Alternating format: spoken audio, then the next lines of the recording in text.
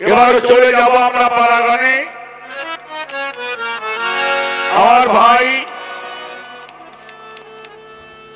আজকের এই পাড়ার দায়িত্ব যিনি বর্ণন করেছেন, আজকের পাড়া হবে নবুয়ত আর হলো বেলায়েত। বেলায়েতের ভূমিকায় কথা বলার জন্য আমি অধম ফকির আবুল সরকার, আমাকে এই দায়িত্ব দেওয়া হয়েছে। নবুয়তের ভূমিকা আমার শ্রদ্ধা ভাজন, বাংলাদেশে যার তুলনা সে নিজেই, মোসাম্মদ আলেয়া বেগম আলম।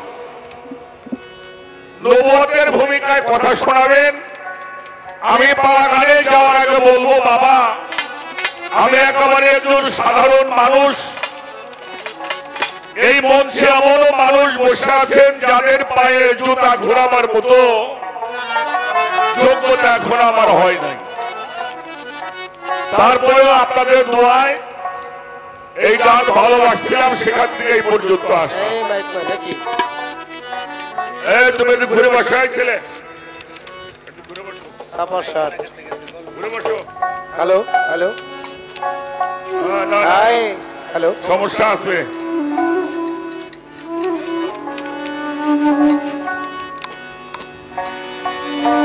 বন্ধুরা, পর্ব শেষে আমি একটি গান করেছিলাম, ভক্তিমূলক গান। গানটি কিন্তু আমি লেখি নাই, গানটির লেখক এমনই একজন মানুষ যার গান শুনে, কথা শুনে তরিকতের মানুষগুলিকে প্রাণ ফিরে পেয়েছিল। তিনি হচ্ছে আব্দুর রশিদ সরকার।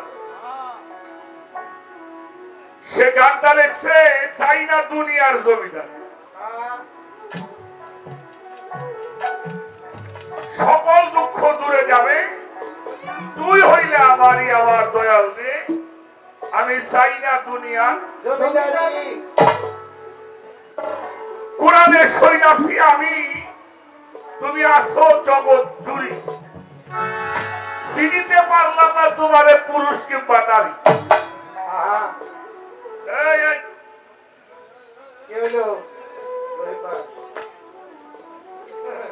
বাবা তোমরা সামনে এসে বসো, আসো।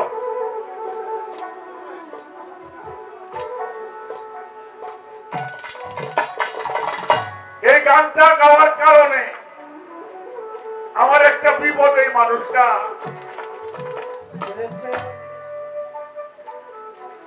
এত বোঝেন আল্লাহ নারী যতগুলি নাম আছে এর মধ্যে কোন নারী উল্লেখযোগ্য কোন না আমরা পাই নাই। আপনি এই কথাটা কি আপনি বললেন? আমি তো বলি নাই। 21শে ফেব্রুয়ারিতে গান দেবার গান না ঠিক আছে, রশির সঙ্গে ডাকতে উঠিয়ে তারপরে জিজ্ঞেস লিখলেন কি?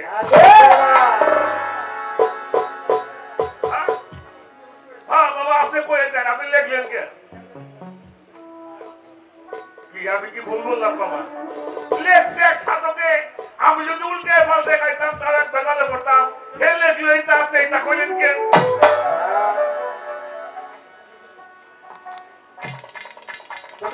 এটার জবাব আমার চাইতে ভালো দিব। তিনি লিখছে ডাকতে শিখেছিলেন, হ্যাঁ আপনার উত্তরটা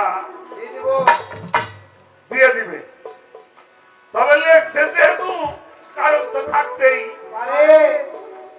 আপনার কাছে আমি একটা প্রশ্ন করি বাবা, একটা ছেলে একটা মেয়েকে ভালোবাসে, এরকম ভালোবাসে কিনা কথা বলেন? একটা ছেলে একটা মেয়েকে ভালোবাসে, ওই মেয়েটাও ছেলেটারে মানে দুইজন দুইজনকে ভালোবাসে, কিন্তু কেউ কয় না আমি তোমারে। আমার কথাটা বুঝবেন। হঠাৎ করে ওই মেয়েটা একদিন ডাক দিয়ে ওই ছেলেকে বলল, সবুজ ভাই আমি তোমারে ভালোবাসি। আই লাভ ইউ টাভু কি কয় বলে? আমি বাংলা কথা বললাম, আমি তোমারে আজকে ছেলেটারে যখন মেয়েটা বলল আমি তোমারে ভালোবাসি,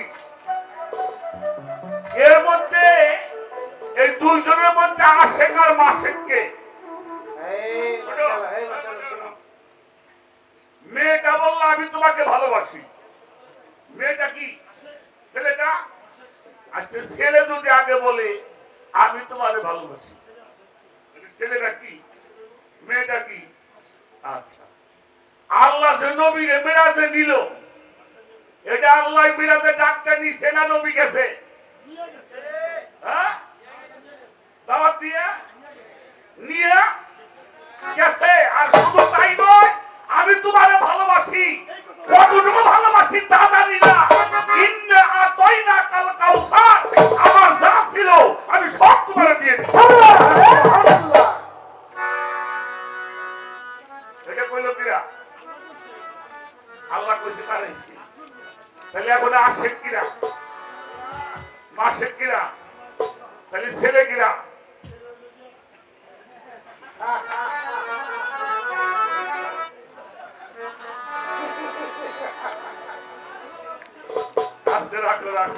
আরো আছে।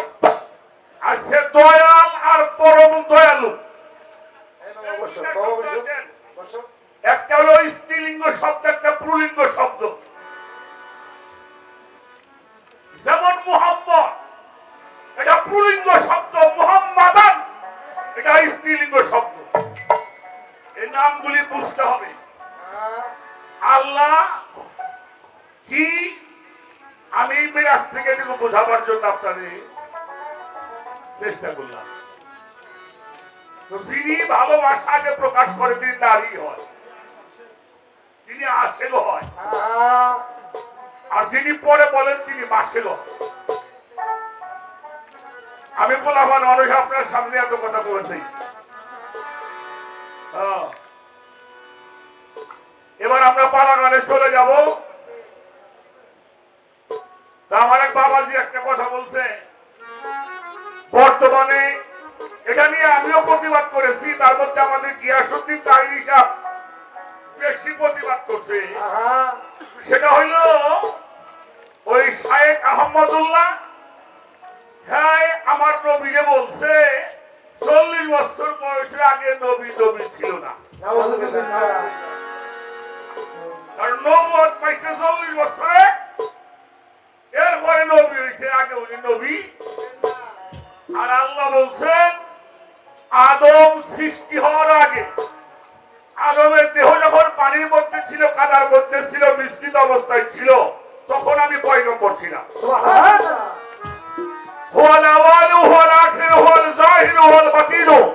আমি আওয়াল আখের জাহের বাতন চার যুগেই ছিলাম, আছি, থাকবো। আমার আপনার কাছে একটা বিষয় আজকে জানতে চাই। কুরআন শরীফ আল্লাহ তাআলা বলছেন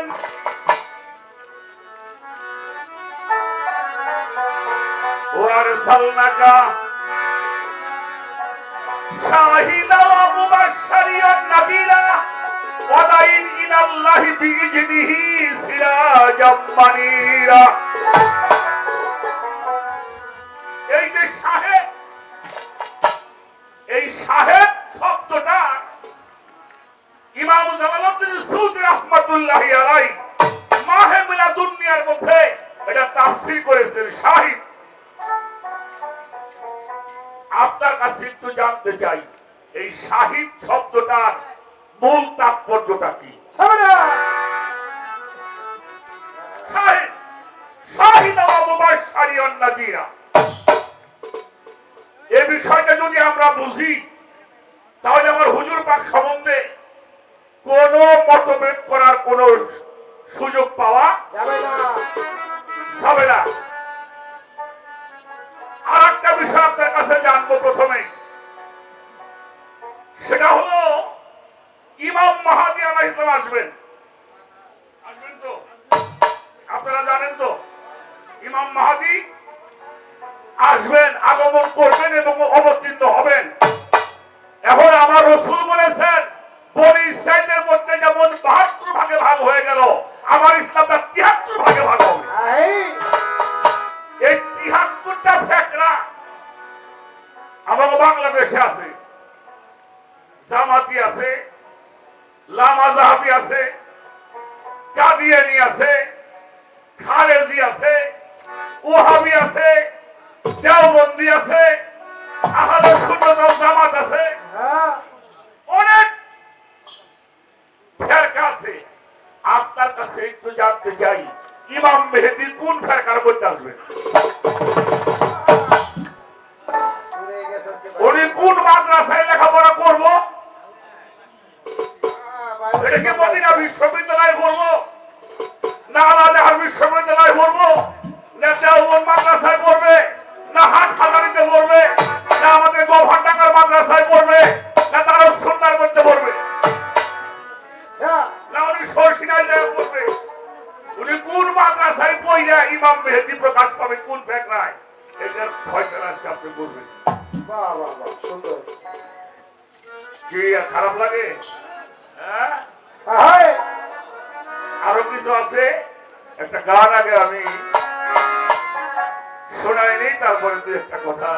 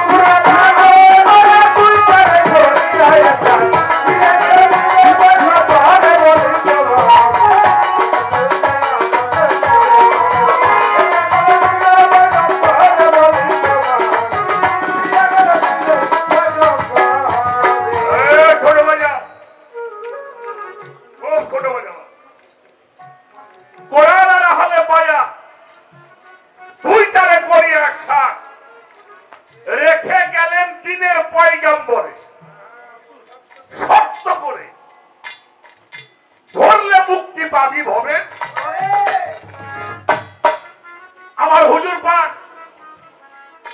বিদায় হস্তে যাবার পথে গাদিরা খুব নামক জায়গার মধ্যে যেখানে কোরআন নাজিল শেষ হয়, সেখানে কোরআন নাজিল শেষ হলো, এরপরে আর কোন ওহী নাজিল 81 দিন বা 84 দিন পরে আমার হুজুর পাক পর্দা দিয়েছে। সেই গাদিরা খুবের মধ্যে সূরা মাইদার 67 নম্বর আয়াতটা ভালো করে দেখেন। আল্লাহ ওহী করলেন, ইয়া আইয়ুহা রাসূল বাল্লিগ মা উনজিলা ইলাইকা বিরাব্বি আন্না আলিউল মাওলা উল মুমিনিন আইয়ান লাম তাব বালাগাতা রিসালাতাহু ইয়াসিমুকা মিনান নাস। হে আমার হাবিব, রবের পক্ষ থেকে যা নাজিল করা হলো এটা মানুষের মধ্যে আপনি জানেন, অর্থাৎ রিসালাতের কাজ আপনি পরিপূর্ণ করুন। যদি না করেন তাহলে যে কাজের জন্য আপনাকে পাঠানো হয়েছে তার কোনো কাজই আপনি সম্পন্ন করলেন না। আল্লাহ রাসূল সেই ১৬ লক্ষ লোকের মধ্যে ভাষণ দিয়েছিলেন, আমি তোমাদের জন্য 2টা বস্তু রেখে গেলাম, এই 2টাকে তোমরা আঁকড়িয়ে ধরবে। আখাস্তুম বিহি, যারা আঁকড়িয়ে ধরবে তারা কখনোই পথভ্রষ্ট হবে না। একটা হলো কিতাব আল্লাহ,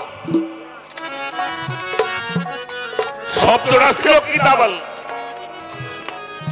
আল্লাহর তরফ থেকে যেটা আসছে। আর একটা হলো আমার আহলে বায়াত, যারা এই 2টাকে আঁকড়িয়ে ধরবে তারা কখনোই পথভ্রষ্ট হবে না। এই দুইটা যদি কেউ ছেড়ে দেয়, তাহলে সে পথভ্রষ্ট হয়ে যাবে। সেখান থেকে আমার একটি গান।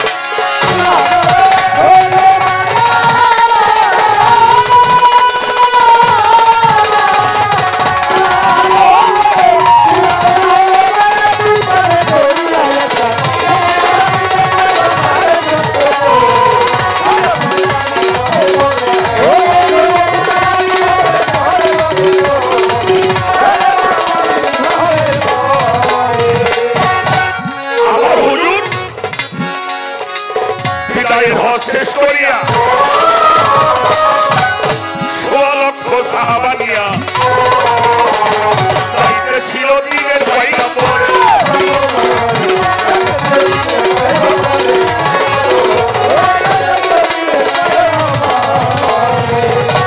আমার হুজুর বিদায়ের হজ শেষ করিয়া 16 লক্ষ সাহাবা নিয়া ছিল দিনের পয়গম্বর।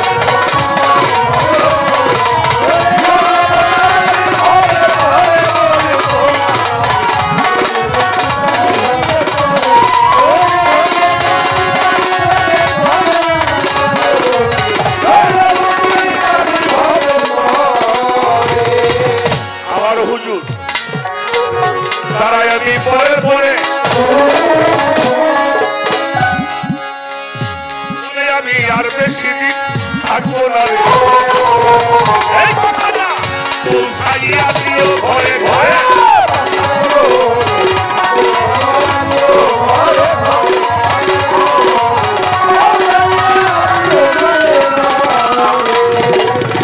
আমার হুজুর তারাই আমি পরের পরে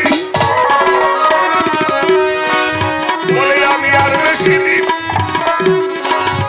থাকবো না রে, কথাটা পৌঁছাইয়া দিও ঘরে ঘরে।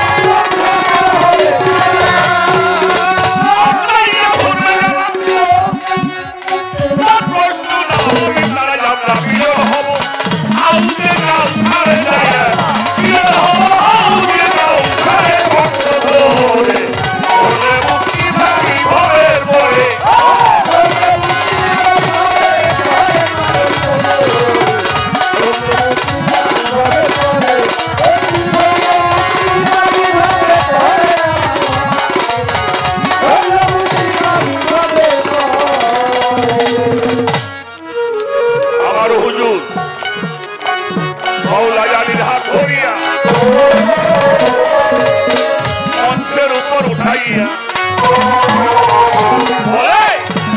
আলী থাকবে আমি যাওয়ার পরে,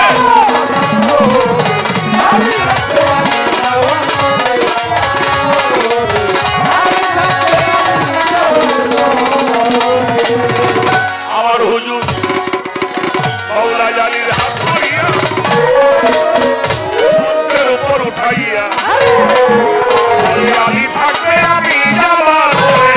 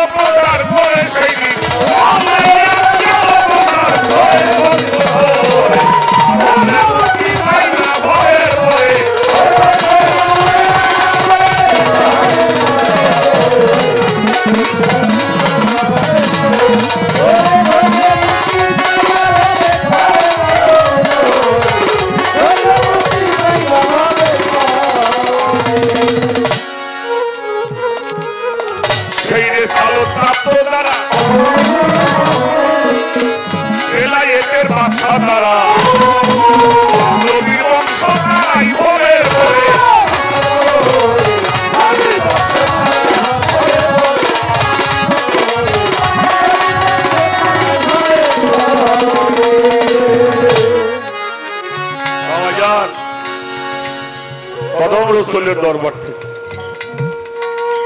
কিছু টাকা এবং একটি মালা। নিজেকে অনেক সৌভাগ্যবান মনে করি বাবা, আমার মতো অধমের গলায় মালা,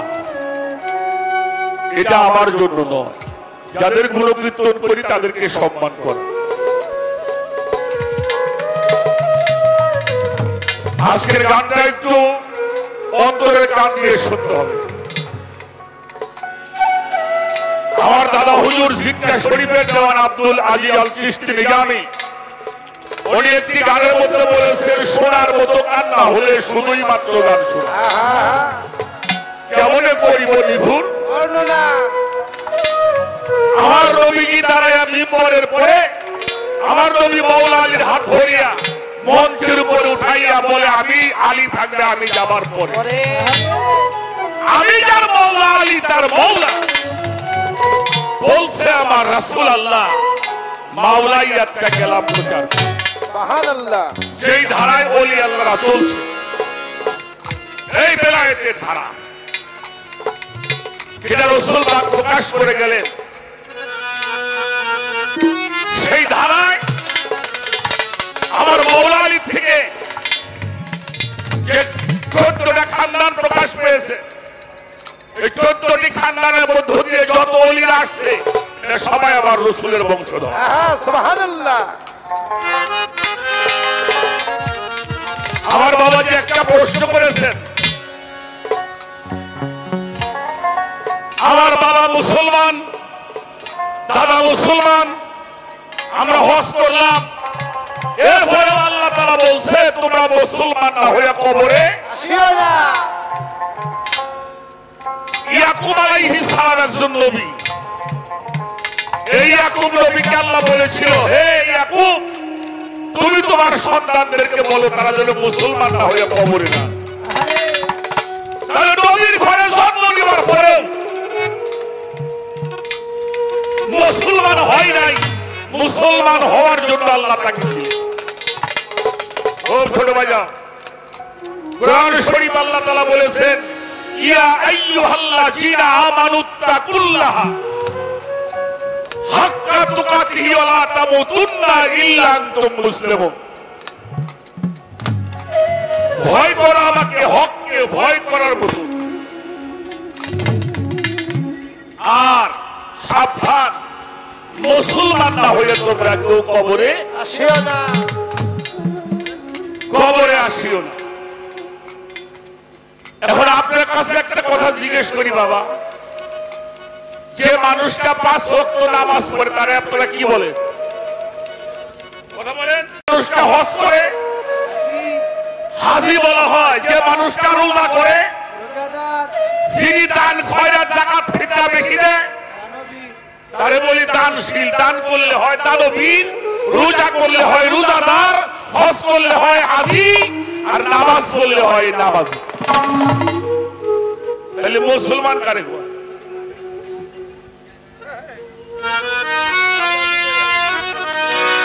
মুসলমান কারে কয়? মুসলমানের বাংলা হলো আত্মসমর্পণকারী।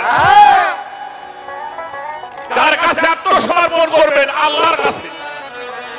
আল্লাহ ছাড়া কারো কাছে আত্মসমর্পণ করা আল্লাহর গন্ডি দিয়েছেন। তাহলে আল্লাহ যুগে যুগে নবী রাসূল ওলিয়া উলিয়া পাঠিয়েছেন। আল্লাহ বলেছেন আতি আল্লাহু, আমার তাবেদারি করো, আমার তাবেদারি করবা আল্লাহরে কই পাবেন? আতিউর রাসূল। আছে রাসূল কে করে আমার কাছে আছে? আল্লাহ নাই, রাসূল নাই। আল্লাহ বললেন নিরাশ হইও না, অলিল আমরি মিনকুম, তোমাদের মধ্যে যারা ওলি, সেই ওলি আল্লাহর কাছে আত্মসমর্পণ করতে হবে, সারেন্ডার করতে হবে, তওবা করতে হবে। আস্তাগফিরুল্লাহি রাব্বি মিন কুল্লি যামবি ওয়া আতুবু ইলাইহি লা হাওলা ওয়া কুওয়াতা ইল্লা বিল্লাহি আলিউল আযীম। ওই মানুষটা আপনাকে পাঠ করায় দিবে কালেমায়ে তাইয়্যিব, লা ইলাহা ইল্লাল্লাহু মুহাম্মাদুর রাসূলুল্লাহ। সকলে বলেন সাল্লাল্লাহু। যিনি এই কাজ কাজটি করে নাই তিনি মুসলমান হইতে পারে? আজই হইতে পারে, নামাজি হওয়া যাবে, দানশীল হওয়া যাবে। মুসলমান হতে হলে বায়াত গ্রহণ করতে হবে। আমার বশিরুল্লাহ বাবা এরকম একজন আল্লাহওয়ালা মানুষ, তার কাছে আত্মসমর্পণ না করা পর্যন্ত এমন কোন একজন হক্কানি আলেমের নাম বলেন যে তিনি পীর ধরে নাই। ওলি আল্লাহর তো পীর ধরছেই, বড় বড় হক্কানি আলেমরাও পীর ধরছে। অতএব পীর না ধরলে মুসলমান হওয়া যাবে না। আর একটা প্রশ্ন আছে, আল্লাহর রঙে রঞ্জিত হও, এটা থাকবি ওই জায়গা, হ্যাঁ থাক ওই জায়গা, না হলে একটু পরে রাষ্ট্রীয় দেখা যাবে। দিব দিব দিব একটু পরে কই, যেহেতু কোরআন শরীফ আল্লাহ বলছে সিবগাতাল্লাহি মান আহসানু মিনাল্লাহি সিবগাতাও, তোমরা আমার রঙে রঞ্জিত হও। যেহেতু আল্লাহর রঙে রঞ্জিত হইতে কয়, তাহলে হওয়ার একটা পন্থা ইনশাআল্লাহ।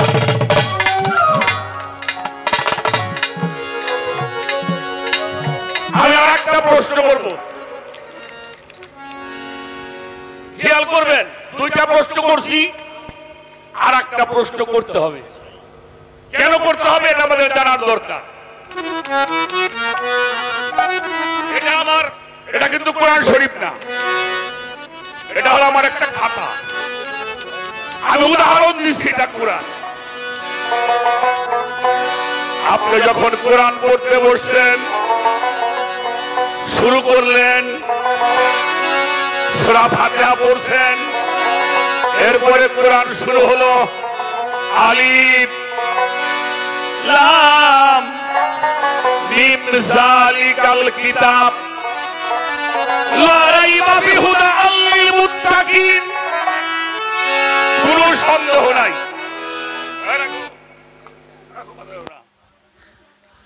আচ্ছা, এই আর ওই, এই শব্দটা এই দিকে, ওই শব্দটা ওই দিকে, হ্যাঁ, তা আমি পড়তেছি কোরআন।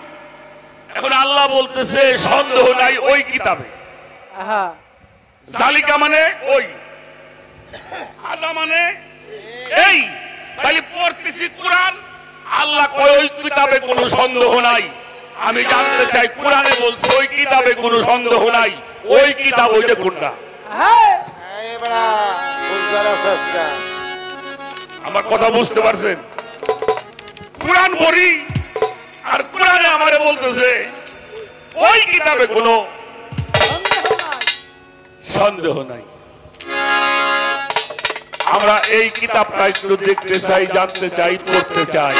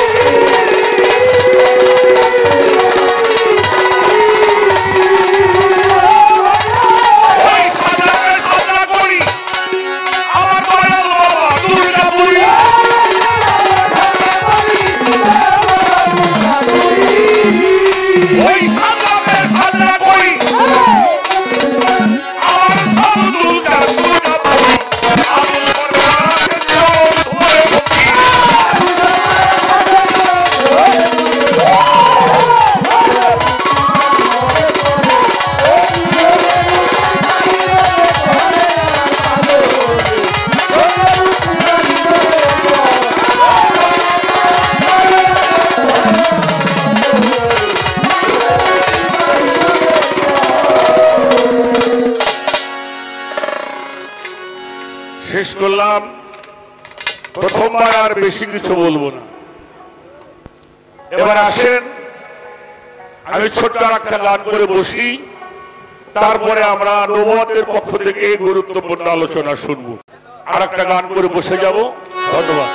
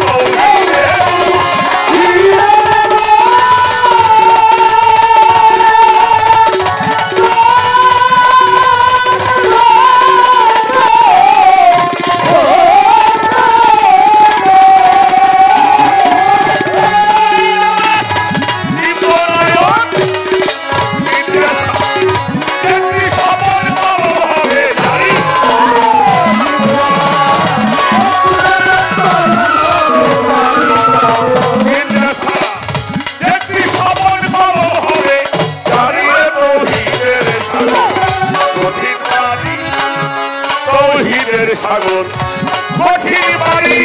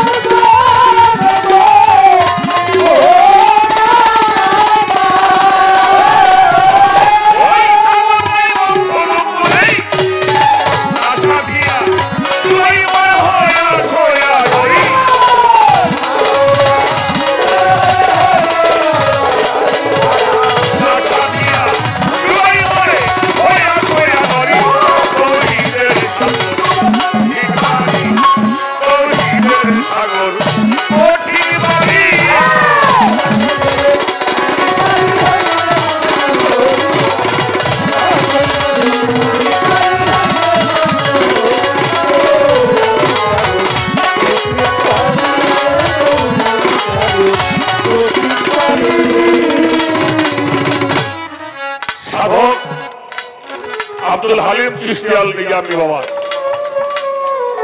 অথই জলে মানিক পাবি হইলে প্রেম ডুবরি তৌহিদের সাগর তৌহিদে ডুবিলে মন খুলে যাবে তোর দিব্য নয়ন বাবা মুখের ভাষা যখন বন্ধ হয় তখন চোখ দিয়ে ভাষা প্রকাশ হয় আল্লাহ ওলিরা চোখের ভাষায় মানুষকে হেদায়েত করে সুবহানাল্লাহ মুখের ভাষায় না চোখের ভাষা দিয়ে মানুষকে হেদায়েত করেছে পুরো অস্ত্র দিয়ে মোবাইল দিয়ে আল্লাহর ওলিরা মানুষদেরকে ধর্মের প্রতি তাদের নূর তাজাল্লি নূরের ফেরাক যখন ভিতরে জ্বলছে তখন চোখ দিয়ে ভাষা বের হয়েছে ওই চোখের ভাষা বোঝার জন্য শোনার জন্য মানুষ আল্লাহর ওলির ধর্মের ক্ষেত্রে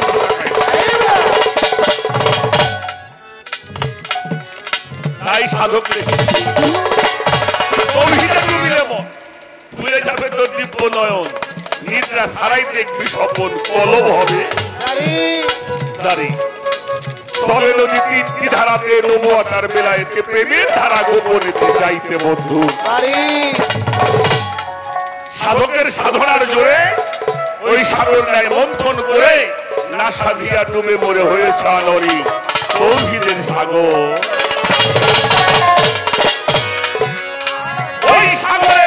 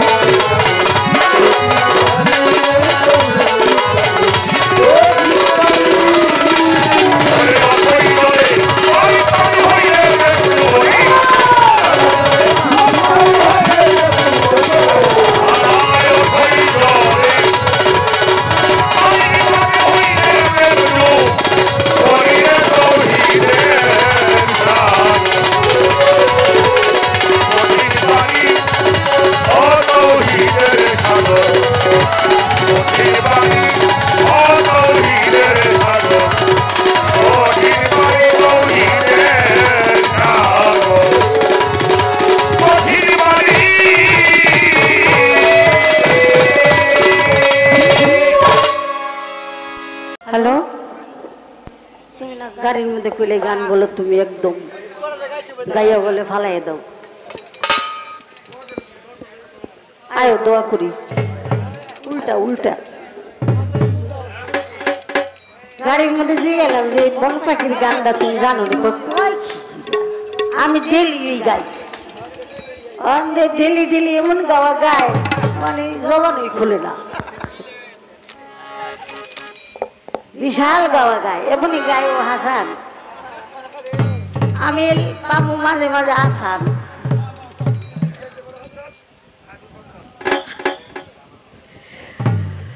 এখন যার যার জান বাসা আমি প্রথম আসলে একটু কড়াকড়ি কইরা আমার বাইরে ধইরা আমি নিজেই গেছি এখন ধরা পড়ে জ্ঞানী মানুষ তো বেশি জোরে সুরে কইব না, কিন্তু সিপাই মাইরা দিব।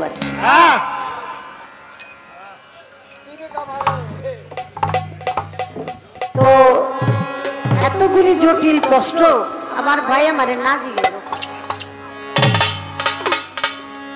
কত সহজ কথা ছিল, যে কথাগুলি বললে আলাদা একটা ভাব হয়। তো ভাব তো দূরের কথা, জবাব গুছানোই আমার কষ্ট।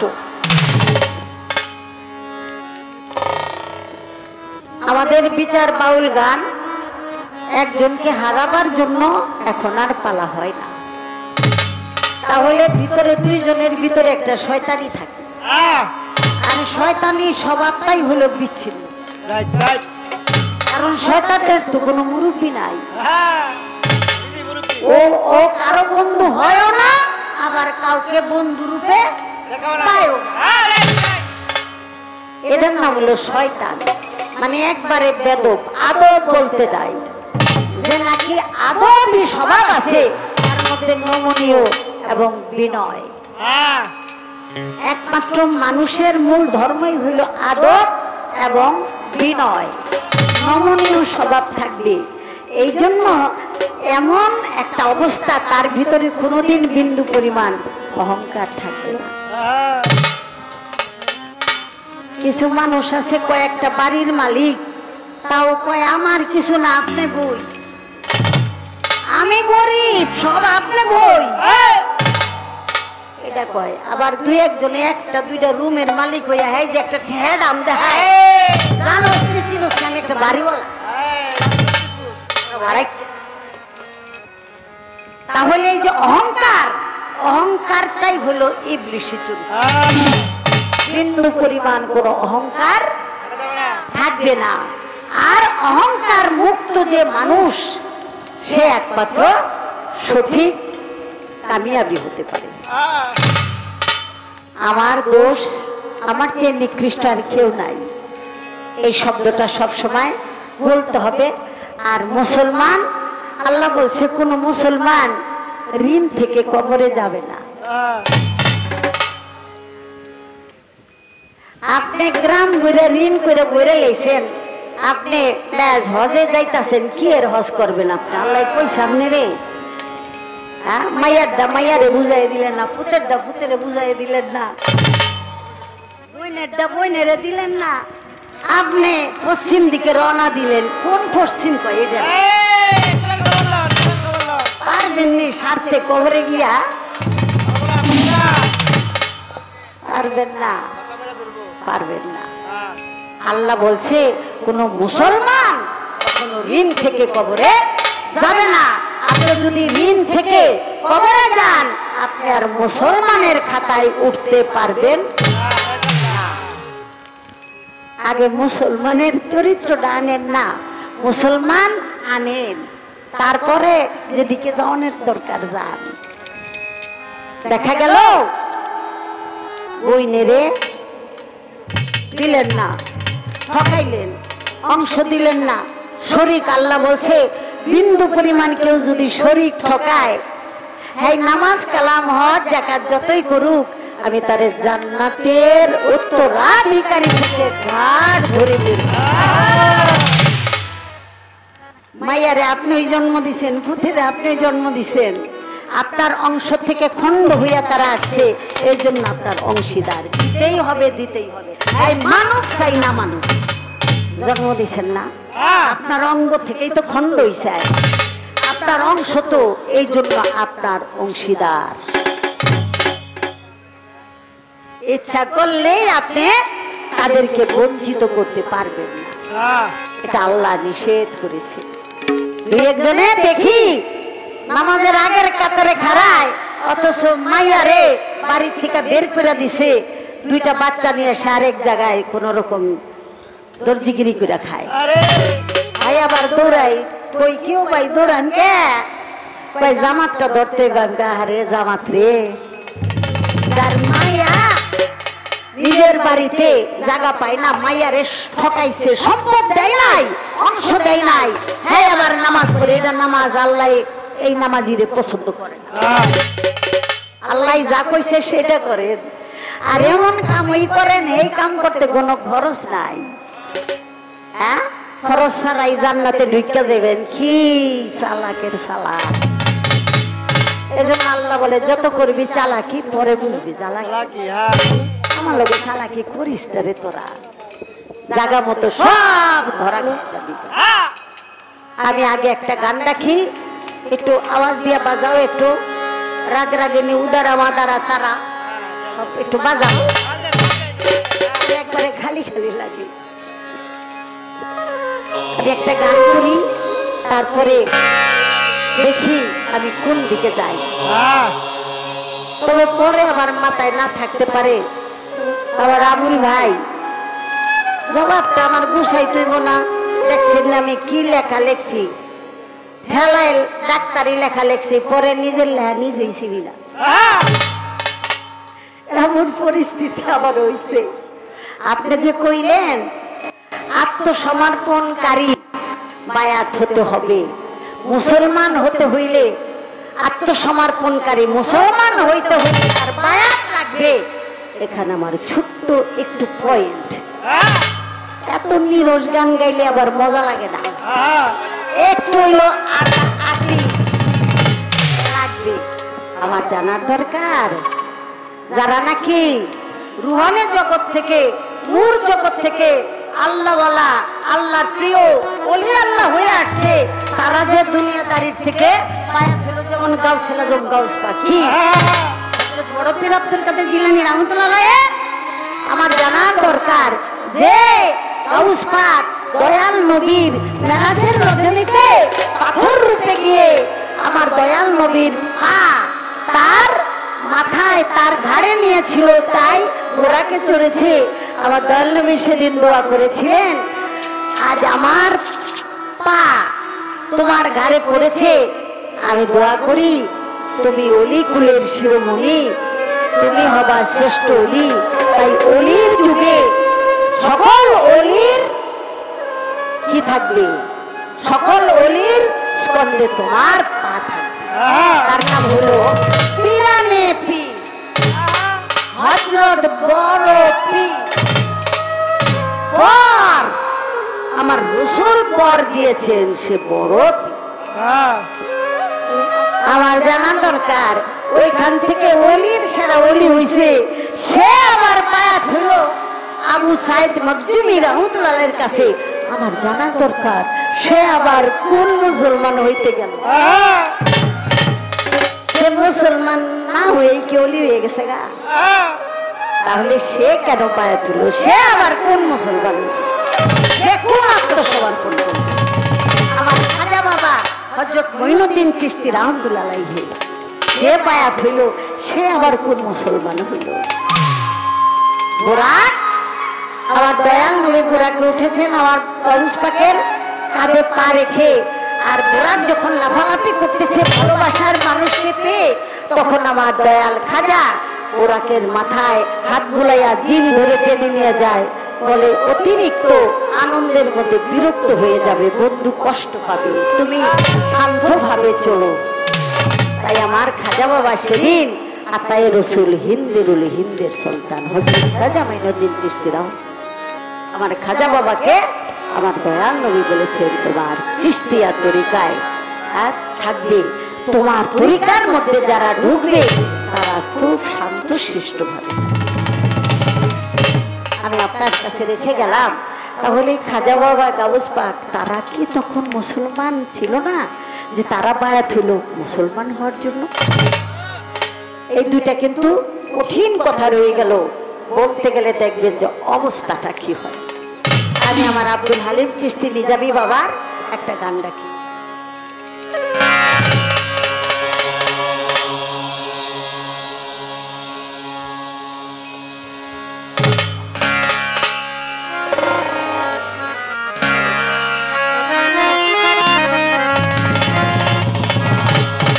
সৃষ্টির শ্রেষ্ঠ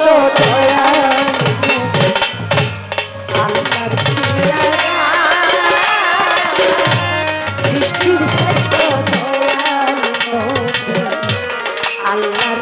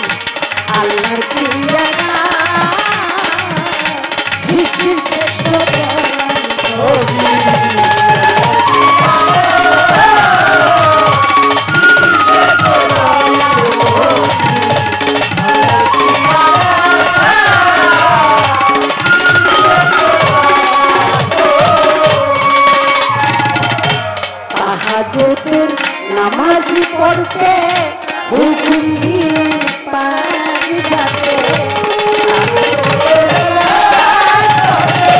হুকুম দিলেন পারি যাতে সেই সাধনার পথ সেই সাধনার পথে মেরাজে সৃষ্টি শ্রেষ্ঠ আল্লাহর প্রিয়রা সৃষ্টি শ্রেষ্ঠ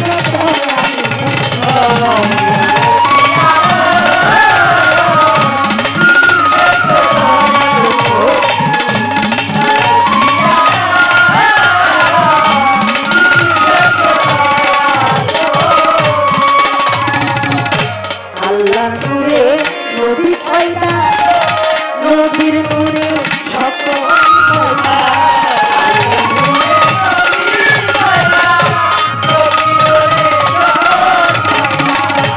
আল্লাহ নূরে নবী পয়দা নদীর নূরে সকল পয়দা আশিক মাশিক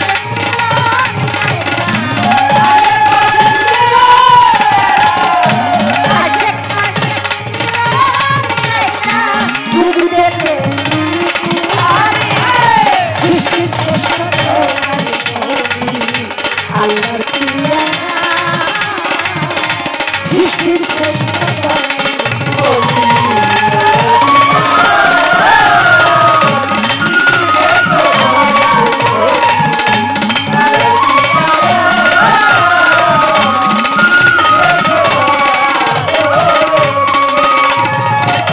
তাই তোমার নবী দুজাহান ভ্রমণ করলেন কাবা কাউসা তাই তো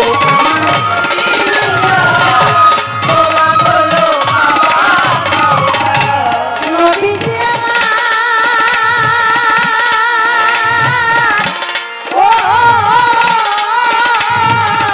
দয়া নবী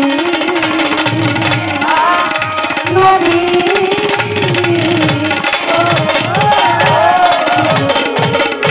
তাই তো ভ্রমণ করে কাবা কাউসা করে হালিম বলে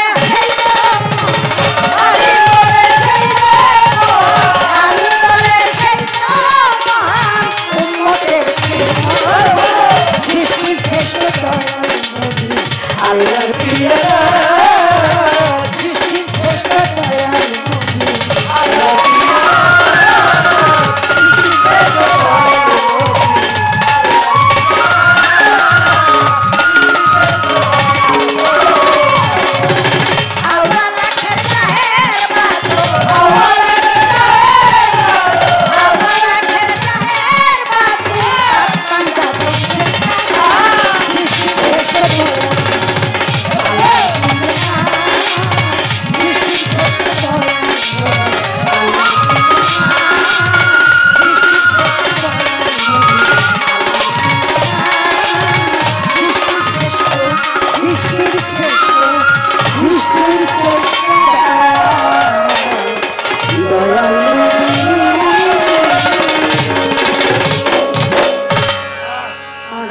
একটু ই করে দেন, একটু মিষ্টি করে দেন, গলাটা বসা বসা বসাটাই লাগতেছে।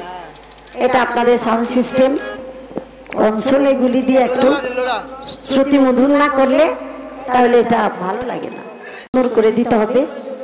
গতকাল শুভর বাবার বাড়িতে ফল সিন্নি ছিল, হাজার হাজার ভক্ত এসেছে, সেখানে উপস্থিত থাকা লাগছে, একটু কথাবার্তা বলা লাগে। গানের চেয়ে কথা বলতে কষ্ট বেশি, কম বেশি তো আপনারা বক্তব্য রাখেন, তো কণ্ঠটা যদিও বসা তবু আপনাদেরকে দেখে একটু যে দুর্বল ছিলাম সেই দুর্বলতাটা অনেকটা কেটে গেছে। এবার আমার আব্দুল হালিম চিশতি নিজামী বাবার এই গানটি আমি গাবার চেষ্টা করলাম। এখন আমার আবুল ভাই একটা কথা বলেছেন যে আমার আল্লাহ নবীজিকে মেরাজে ডেকে নিলেন। এখানে সে আশিক মাসে, অর্থাৎ যে প্রথম যে একটা পয়েন্ট ছিল নারী আর পুরুষের বিষয়টা, আসলে বাউল যারা তারা অবশ্যই এরকম দর্শন। আমি বুঝতেও পারি নাই যে আবুল ভাই এত সুন্দর, মানে এখন আমি নিজেই লজ্জা পেয়ে গেছি। এইবার মনে করে আমি নিজেই ডাইলে এমন চমৎকার একটা পয়েন্ট রাখছি।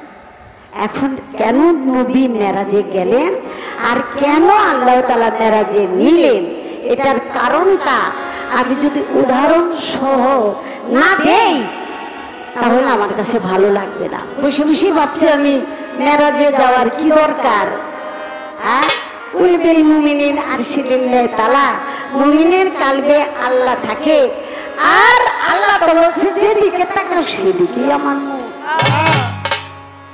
তাহলে আমার আল্লাহ তো রাসূলের লগই, যেই আল্লাহ সেই রাসূল। কি বাবা, যেই আল্লাহ সেই রাসূল, ইহাতে নেই কোনো ভুল। খোদাও সে হয়, যে মুর্শিদ সেই রাসূল, ইহাতে নেই কোনো ভুল, খোদাও সে। তাহলে খোদা তো এত দূরে থাকার কথা না। অনেকে কয় খোদারে দেখতে গেছে, আমাদের নবী মেরাজে না গো ভাই, খোদারে দেখতে যায় নাই। আল্লাহ খোদা তো এক জায়গায়, এক ঘরের মধ্যেই তো বসে। আল্লাহ রে ছাড়া রসুল থাকতারে না, রসুল রে ছাড়া আল্লাহ। কিন্তু তারপরে মেরাজে কেন গেল? এইবার সুর ছন্দে একটা জারি গাই, শুধু এটা মনে করছে জারি। রাসূল বল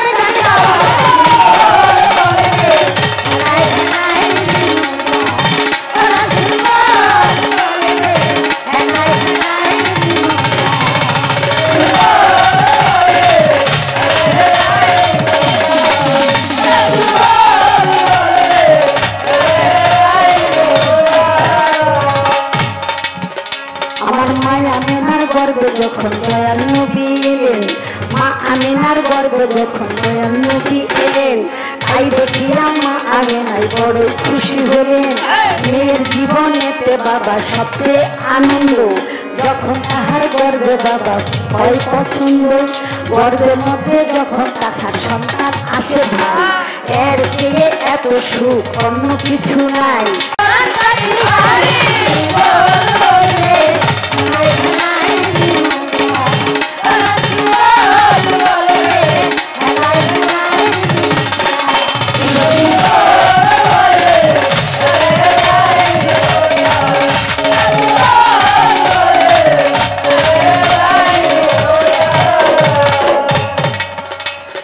ধীরে ধীরে কি হইল শুনেন দিয়া মন, নয় টান পাইয়া গেল বলছি বিবরণ, নয় টান যখন নাকি হইয়া গেল ভাই, এই কথাটা সবার কাছে আমি বলতে চাই। কিছু কাইটা সাইটা বাইকটা কইরা আগাইয়া নিলাম, তাহলে সময় পাবো এই ভাবিলাম, এই কারণে পিছন থেকে সামনে ফিরে এলাম। এইবার আমি সামনে যাওয়ার কথা খানি কইলাম, যখন আমার মা আমেনার গর্ব হইতে হয়, দয়াল নবী আসতেছিলেন এই দুনিয়ায়। আপনারা যত সন্তান মায়ের গর্ভে ছিলেন, সবার আগে মাথা লইয়া দুনিয়াতে এলেন। সন্তানেরই মাথা কিন্তু আগে চলে আসে, এই কথাটা জানেন সবাই, জানেন মিলে মিশে। সেই তো আমার মা আমেনার গর্ব হইতে দয়াল আসতেছিল মাথা নিয়া আগে যে কাল, এর মাথা খানা যখন নাকি আগে আসতেছিল, এই যে মাথা কিসে যে কান্দিয়াই উঠিল, মাটি কেন্দ্রে বলে আমার আল্লাহ মালিক সাই, যার নূরেতে আমি মাটি তৈয়ার হইয়া যাই, সে তো আমার গুরু হইল সৃষ্টির জগতে। তাহার দুটি পা যেন বুকেতে রাখে, আমার বুকেতে রাখে, আমার বুকেতে রাখে, আমার বুকেতে রাখে। ওরে সবার আগে নবীজির পাও, সবার আগে নবীজির পাও,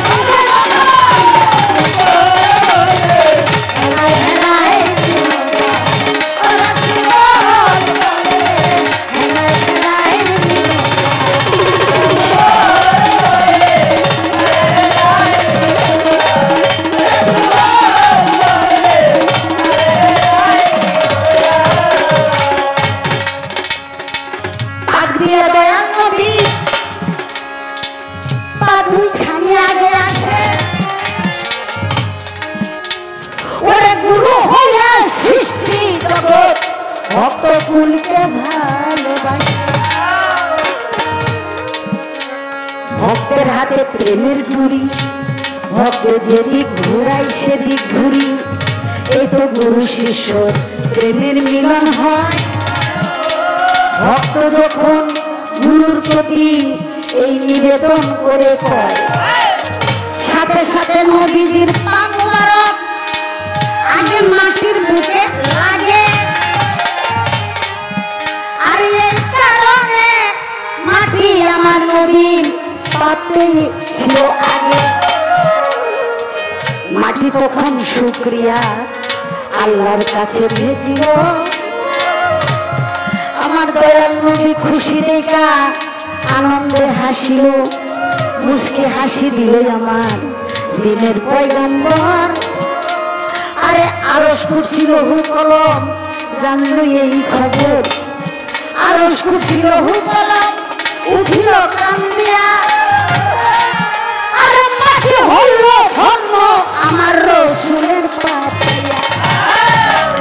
দেখেন আরশ কুরসি লৌহ কলম চিৎকার দিয়া উঠিল আর বলেছিল, ও আমার পাথর, আমরাও তো নবীর নূরে তৈয়ার, আমরাও তো নবীর তোমার রসুলের তোমার নবীর শিষ্য ভক্ত, তাই মাটি জমিন নবীজির পাপে ধন্য হয়ে গেল, আমরা কি আমার গুরুর পদধূলি পাবো না?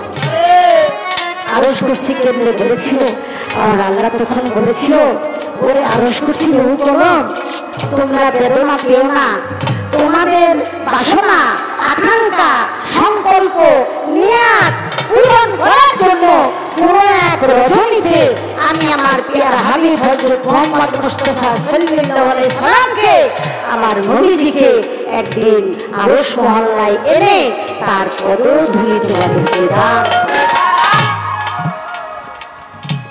এটা যদি একসাথে বসেন, কেউ যদি বলে আজকে সারা রাত গান শুনে আসলাম, কি বললো কি শুনলাম, কারো তো আকাঙ্ক্ষা থাকতেও পারে, আসতে মনে চাই কিন্তু আসতে পারে না, সামাজিক কিছুটা পারিবারিক কিছু সমস্যা, তখন যেন আপনারা দোস্তরে কইতে পারেন, দোস্ত শোন আমার নবী আল্লাহর যখন যায় নাই, কারণ আল্লাহর তো সব সময় আমার নবী দেখে, আমার নবী গেছে শুধু আরশ কুরসি লোককে খুশি করার জন্য, আমার নবীর পদ ধুলি ধুয়ে তাদেরকে ধন্যবাদ, কারণ আমার দয়াল নবী সৃষ্টি করে সৃষ্টি জগতের সবার গুরু। তাই আমার দয়াল নবী তায়েবের মুখে লোকের কাফেরের মার খেয়ে মাথা থেকে রক্ত ঝরে জুতার সাথে আঠা বেঁধেছিল, জানেন সবাই নামাজের সময় শুকরিয়া আদায় করবে, যারা আঘাত করবে তাদের জন্য দোয়া করবে, আল্লাহ আমারে চিনে নাই বুঝে নাই তাই আমার আঘাত করছে, আমার চিনে ওরা মারতো না, আল্লাহ তুমি মাফ করে, তাই জুতা খুলে উজু করবে, নামাজ পড়বে 2 রাকাত শুকরিয়া, জুতা খুলতে পারে না, রক্ত এমন ভাবে আটা বেঁধেছে, আমার নবী বলে আমি জুতা খুলতে পারি না, আবার আল্লাহ বলে জিবরাইল তুমি আমার দোস্তের কও আজকে জুতা খুলন লাগবে না, কারণ এই জুতা পরাই আমি আমার আরশ মোল্লাই মুসা নবী কুহুতুর পাহাড়ে ওঠার সময় জুতা দুটো লইয়া যাইতে চাইছিল, আমার আল্লাহ কইছিল এই মুসা জুতা পাহাড়ের পাদদেশে তুই আসো, জুতা নিয়ে আইসো না, আর আমার রাসূলকে বলছে হে আমার দোস্ত আপনি জুতা পাই দিয়েই আমার কাছে আসেন, এর চেয়ে আর কি বলবো আমার দয়াল নবীর মর্তবা, আমার দয়াল নবীর সম্মান, তাই আমার দয়াল নবী জুতা পায় দিয়ে গিয়েছিল, আরশ করছিল বলে ধন্য হয়ে গেছিল, এর চেয়ে বড় কথা আর কিছুই থাকতে পারে না। এটা জানার পরে বোঝার পরে যারা আমার রসুলের সম্মান নিয়ে তর্ক বিতর্ক করে তারা কোনদিনই মানুষ হতে পারবে না। আমার দয়াল নবীর প্রতি যার মহব্বত তাই, আমার দয়াল নবীর প্রতি যার বিশ্বাস তাই, আমার নবী যদি দুনিয়ার মধ্যে না আসতো তাহলে আমরা পূর্ণাঙ্গ মুসলমান হতে পারতাম না, পাইতাম না কোরআন, পাইতাম না নামাজ, পাইতাম না রোজা, পাইতাম না হজ, পাইতাম না যাকাত, পাইতাম না সেই ঈদের নামাজ, আমরা কোনো কিছু পাইতাম না, পাইতাম না আমরা মসজিদ ঘর, পাইতাম না আমরা আযান, আমাদের কোনো অস্তিত্বই থাকতো না। তাহলে এটা জানার পর যারা পশ্চাৎবরণ করে, যারা অস্বীকার করে, তারা নিজেদের জন্য নিজেরাই ক্ষতির মধ্যে ঢুকায় রাখছে। এজন্য আল্লাহ বলেছে আমি তোমাদের মাঝে রহমত প্রেরণ করেছি, কিন্তু তোমরা নিজেদের প্রতি নিজেরা জুলুম করো, আমার সেই রহমত প্রবেশ করার রাস্তাটা তোমরা পরিষ্কার রাখো। আশা করি কথাটুকু আমার বলার একান্ত ইচ্ছা ছিল, সেজন্য বললাম, ভুল ত্রুটি ক্ষমা করবো। আমার একটি বাবাজি ভাবে হৃদয় হইয়া পকেট থেকে এত কষ্টের পরিশ্রম করে টাকা কামায়, পকেট থেকে টাকা আসে, ওরে টাকা দিয়া খুশি করে, টাকা দিয়া ভালোবাসা প্রকাশ করে,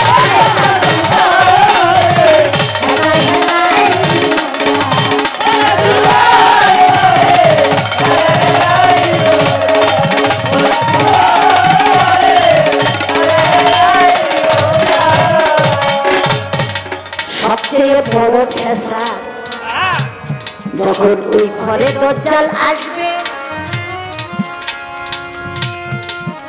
কেউ কয় টানা দজ্জাল, কেউ কয় খানে দজ্জাল, কেউ কয় ঘরে দজ্জাল। হ্যাঁ, এক হাত ভাবে, কারণ একটা চোখ বালা আর একটা চোখ হইল ওই যে পাকনা আঙ্গুরের মতো, তাই না? পাকনা আঙ্গুরের মতো, তাহলে বোঝা যাবে যারা নাকি ইমানদার, যারা নাকি মুমিন, যারা নাকি ওই যে সূরা কাহাফের 1 থেকে 10 নম্বর আয়াত পর্যন্ত সবসময় পাঠ করে, হ্যাঁ, তারা এই দজ্জালের ফ্যাসাদ থেকে নিজেকে মুক্ত রাখে। পবিত্র কোরআনটা কিন্তু একটা মহৌষধ। সৃষ্টির আগে আমি কি ছিলাম, পিতার মস্তকে কি রূপে, মায়ের গর্ভে কিভাবে আসলাম, কিভাবে থাকলাম, দুনিয়ায় এসে কি খাই, কি করি, কি করতে হবে, প্রত্যেকটা পুঙ্খানুপুঙ্খ ভাবে আমার মালিক আমার রাসূলের মাধ্যমে বুঝে।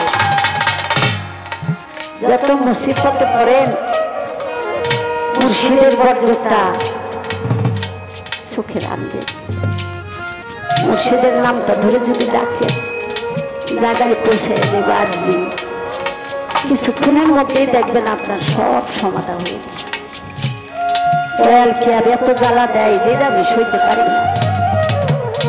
তাই ঘোর নিদানে বিপদ কালে কেউ যদি তার মুর্শিদের বর্জ্যটা অন্তরে অঙ্কন করতে পারে, কোনো কিছুই তার অন্তরের মধ্যে আঘাত লাগে না, ভালো লাগে। জ্বালা দে, কষ্ট দে, দুঃখ দে, দেখটা আমার কি, আমার দয়াল আছে, আমার তো দয়াল আছে। তাই দয়ালের নামটা, দয়ালকে স্মরণে যেন আমরা রাখতে পারি, তবেই নিরাপদে থাকতে পারি। ঘরে দরজালের, থানে দরজালের মহা একটা ফ্যাসাদ, সেই ফ্যাসাদটা হলো ওই ঘরে দরজাল পিছে দিয়া রুটির পাহাড় আর ঝর্ণা থাকবে, মানুষকে রুটি বিতরণ করবে। এক হাতে বেহেশত আর এক হাতে দোজখ। বলে আমি খোদা, যার নাকি ঈমানহীন তারা খোদা মানলে ওই যা আমার বেহেশতে জায়গা, বেহেশতের মধ্যে ঢুকবো আর ঈমানহীন হইয়া তারা দোজখে যাবে। এরকম একটা ফ্যাসাদ শুরু হবে। এই ফ্যাসাদের মাঝখানে, এই বিপদের মাঝখানে আল্লাহ তাআলা, আপনারা জানেন ঈসা নবী দুনিয়ার মধ্যে কারণ ঈসার বাসনা ছিল, আল্লাহ আমি আপনার কাছে কিছু চাই নাই, আমি শুধু চাই আমি যেন আপনার শ্রেষ্ঠ প্রিয় দোস্ত হযরত মুহাম্মদ মুস্তাফা সাল্লাল্লাহু আলাইহি সাল্লামের উম্মত হয়ে আসতে, আমি যেন নবীজির উম্মত হয়ে আসতে পারি। তাই আমার আল্লাহ তাআলা তাকে ওয়াদা করেছিল, অবশ্যই আমার দয়াল নবীর প্রতি যার এত প্রেম, এত মহব্বত, আমি তাকে একটা সুযোগ দেব। তাই কিয়ামতের আগে ওই ঈসা নবী দুনিয়ার মধ্যে কিছুকাল এসে রাজত্ব, দামেস্কের জামি মসজিদে, তাই না, দামেস্কের জামি মসজিদে সে জামাত আদায় করবে। আর ইমাম মেহেদী আলাইহিস সালাম তার আবির্ভাব হবে প্রাচ্য দেশ থেকে, তার আবির্ভাব ঘটবে। তবে তার বয়স যখন 40 বছর হবে, 40 বছর পর্যন্ত আল্লাহ তাআলা তাকে লুকায় রাখবে,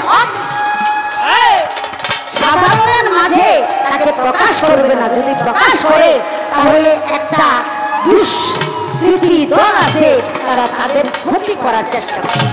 তাই 40 বছর পর্যন্ত তারে আল্লাহ লুকায় রাখবে। 40 বছর পর তার প্রকাশ হবে কোত্থেকে? পবিত্র কাবা ঘর। কাবা ঘর তওয়াফ করার সময় সে তারে প্রকাশ করা হবে।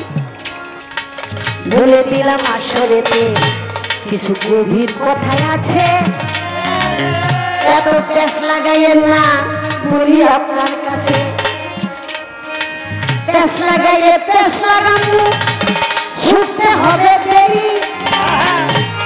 আপনি গাইতে থাকবেন সারা রাত, আমি যাবো বাড়ি। আদরণী বলেছিলেন ইমাম মেহেদী আসবে। সবাই বলে তার বাবার নাম কি থাকবে, মায়ের নাম কি থাকবে? বলে বাবার নাম থাকবে আব্দুল্লাহ, মায়ের নাম থাকবে আমেনা। এই কথা শোনার সাথে সাথে বদন থাকবে কেমন, দেখটা আমারই মতন, কিছুটা একটু অন্যরকম। সে কথা বলার সময় হাঁটুতে মাঝে মাঝে থাকুক, আর একটুখানি জিব্বাটা একটু আড় আড় বাজায়া কথা বের হবে, এই দুইটা থাকবে। আপনার সবই আমার মতো। তখন এক সাহাবী বলল, ইয়া রাসূলুল্লাহ, তাহলে কি আপনি? তখন দয়াল নবী মুস্কি হেসে চুপ হয়ে গেলেন। কথাই বলে না, নীরবতাই সম্মতির লক্ষ্য। এর বেশি তো আর কিছু বলা যায় না। যে নাকি মুর্শিদের সেই সম্পর্কটা, মুর্শিদের সাথে যার নাকি একেবারে প্রতিনিয়ত কারেন্টের মতো সম্পর্ক, চার্জ ফুরায় না, চার্জ খালি দিনে দিনে বাড়তেই থাকে, অর্থাৎ মুর্শিদের প্রেমের চার্জ, তাহলে তার জন্য আর কোনো ভয়ভীতি থাকবে না। সে যদি দুনিয়ার মধ্যে দুনিয়ার হায়াতে বেঁচে থাকে, সাথে সাথে চিনে ফেলবে।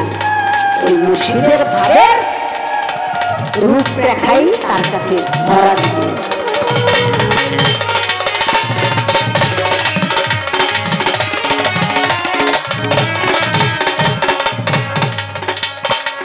বলে দিলাম এই সভাতে শুনুন দিয়ে মন, শুনানে ইবনে মাজায় আছে এমন বিবরণ, রজনীতে ঐশ্বর্য আল্লাহ করবেন তারে দান, যখন নাকি চলে যাবেন ওই খোরাসান, খোরাসানে যখন তিনি প্রচার করতে যাবে, আমি সেই কথাটা বলে দিব, শুনে নিবেন সবে।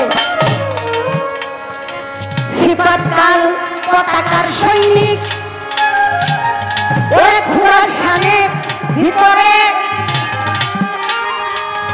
একজন সৈনিককে নিবে ইমাম মাহদী বায়াত করে। প্রকাশ হবে প্রাচ্য থেকে, আত্মপ্রকাশ পাইয়া পূর্বের একটি অঞ্চলে যাবে প্রকাশিত হইয়া। আশা করি বলে দিলাম ধন্যবাদ। ইহার বেশি কি বলে আমি গল্প শুনে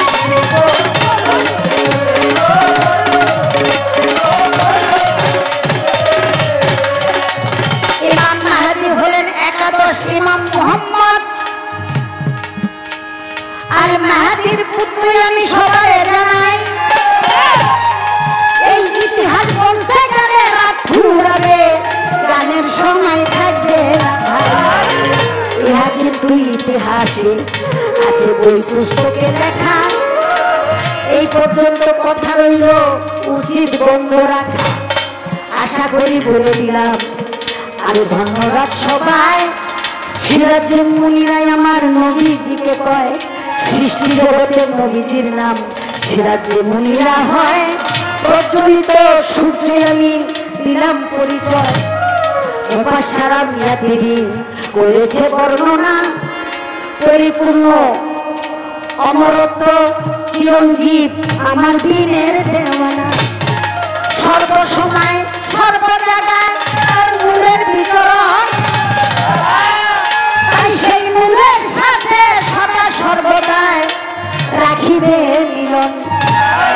এই কথাটাই বিভিন্ন ভাবে তফসির কারক যাইয়া বিভিন্ন ছন্দে দিয়াছে বলিয়া। আরে আশা করি বলে ওই আশা করি বলে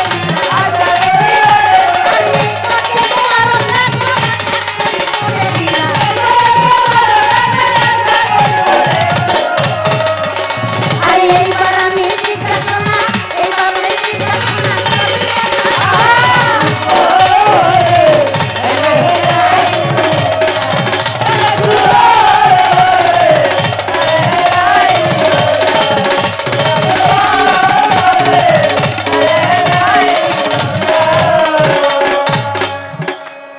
এইবার ভাইয়ের কাছে একটা কথা রেখে যাই, আশা করি শুনে নিব আমরা সবাই। হাউজে কাউসারের পরে যাইয়া আমাদের মিলন হইয়া যাবে। আমার ভাই বলেছেন হাউজে কাউসারে মিলন হবে, আমাদের সাথে মিলন হবে। আচ্ছা, হাউজে কাউসারে আমাদের সাথে মিলন হবে, আপনি বেলায়েতের পালানিয়া এই কথাটা বলেছেন। আমি জানতে চাই আপনার যে দেহঘর এই দেহ ঘরের মধ্যে পাক পাঞ্জাতন আমার দয়াল নবী মাওলা আলী, মা ফাতেমা, ইমাম হাসান, ইমাম হুসেন, তারা তো এই পাক পাঞ্জাতন এই দেহ রাজ্যের মধ্যে আছে নাকি? এই পাক পাঞ্জাতন যদি আমাদের দেহ ঘরে না থাকে তাহলে তো আমরা থাকতে পারতাম না।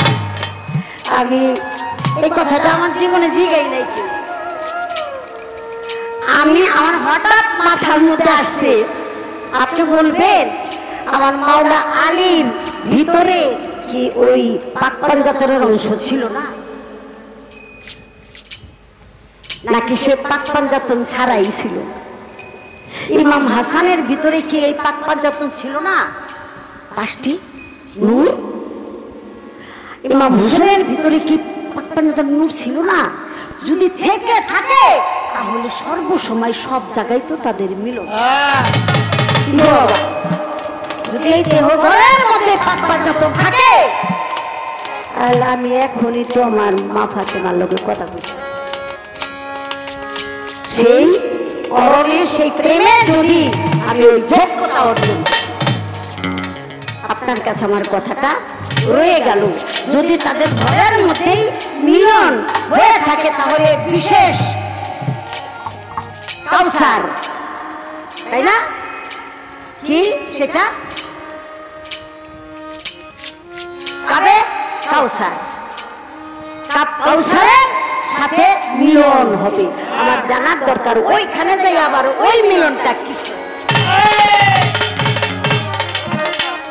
এই কথাটা আপনি অবশ্যই আমাকে বলার চেষ্টা করবেন, আমরা সকলেই শুনে নিব। মুরিদ ছাড়া মুসলমান হওয়া যাবে না, এটা একটু তেড়া প্রশ্ন আমি বুঝতেছি, তারপরে আমার বাইরে একটু জিগাই যাতে সে একটু চেপে, একটু রাগ বাড়াবার জন্য। দুনিয়ার মধ্যে আমার মাওলা আলীর পাক পাঞ্জাতনের মুরিদ হওয়ার প্রয়োজন হলো, কিন্তু অন্যান্য নবীদের মুরিদটা জরুরি হলো না কেন? অন্যান্য নবীদের এই বায়াত বা মুরিদ এটা জরুরি হলো না, কারণ নবী রাসূল তারা ইমাম, তারা একটা গোত্রের কওমের, তারাও কিন্তু গুরু। এই কথাগুলি আপনি সুন্দর করে বললে আমাদের খুব ভালো লাগবে। আর আমার মিলন মেহেদি ভাই যা বলছে এটা আমি কিভাবে বলবো? এখানে যারা আছে আমার ভাই সবাই মুরিদ, সবাই বায়াত হয়েছে, আমার বিশ্বাস সবাই আপনারা বায়াত হয়েছে। তবে আপনি বায়াত হয়েছেন আপনার সহধর্মিণী যে সেও তো বায়াত হয়েছে, সহধর্মিণীও বায়াত হইতে হবে। যদি আপনার সেবা যে করবে, আপনি মুরিদ হইছেন, সে যদি মুরিদ না হয় তাহলে তো তার সেবা আপনার জন্য জায়েজ হয়। আমরা যেমন গুরু জগতে গেছি, আমার সেবা করবে, এই যে একটা মেয়ে ও আমারে গুছায় গাছায় দেয়, পানি দেয়, ঔষধ দেয়, ব্যাগটা টানে, ওর হাতের পানি আমি তখন খাইতাম না যদি ও বেমুরিদ জানতাম। একজন মুরিদান সে বেমুরিদানের কোন সেবা গ্রহণ করবে না, এটা পরিষ্কার জগতের।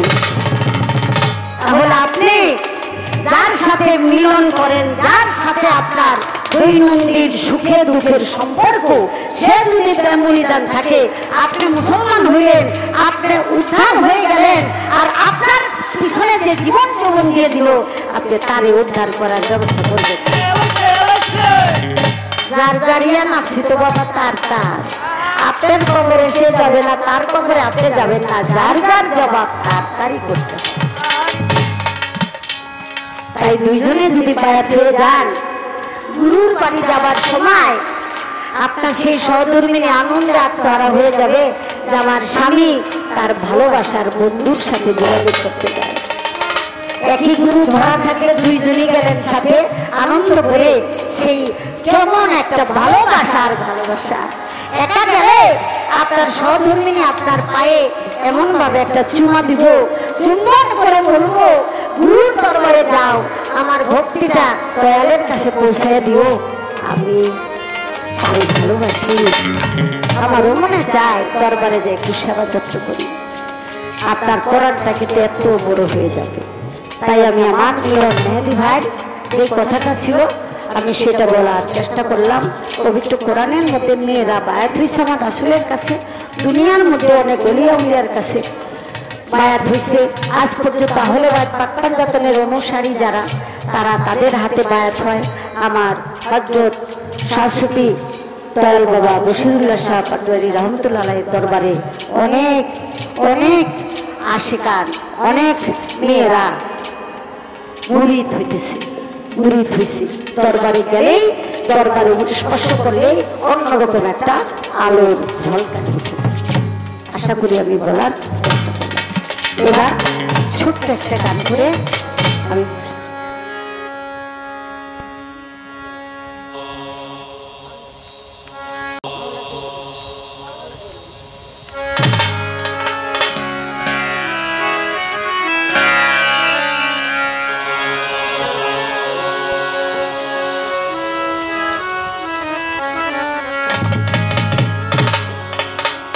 আমার মাওলা